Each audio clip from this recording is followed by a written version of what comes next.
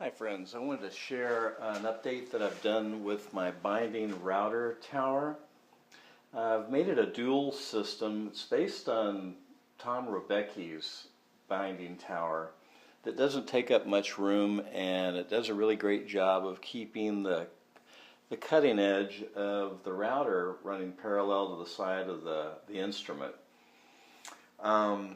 This tower is set up for two separate router setups. One of them is the one on the left that's based on Tom Rebecki's, where you've got a vertical travel arm. The one on the right also has a vertical travel arm, but it's based on my friend Mike Doolan's setup with his routers, which I like a whole lot. I think they're brilliant. It also has a vertical travel arm on it, but with Mike Doolan's setups, each one of your laminate trimmers that you're using has the same base on it, and the base slides out. Have another dedicated router, slide it in, and you're ready to go. There's no bolting that you have to do with anything. The reason I wanted to set up a tower like this is that there's pretty much a two-step process for most of the binding that you're going to do with the body. So once you've got your back and sides on, the first thing you're going to do is trim it. So the trimmer I've got over on the right hand side is set up so that it's reversible, and it has a dedicated shoe for the top and the back on it. Since the tops and backs usually have a different radius, this is for doing the back. It's got a foot on it that's set up for the typical radius I use on most instruments.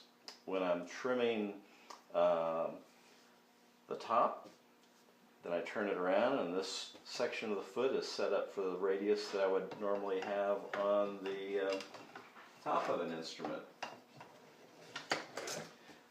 This particular side is also set up with a spring assist to counterbalance the weight of the trim router.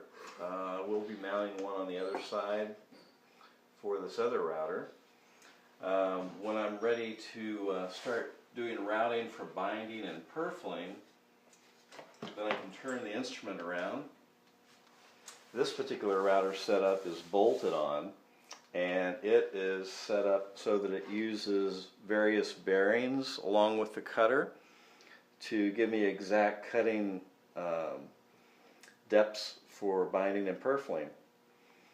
Between the two of these, they take up very little space on the table. I use about 8 different laminate trimmers. They're all Bosch Colts. Each one is set up for its own specific application. All of the others that are used on the body will be sliding in and out of this base that Mike Doolan designed. It's a great setup, doesn't take up much room.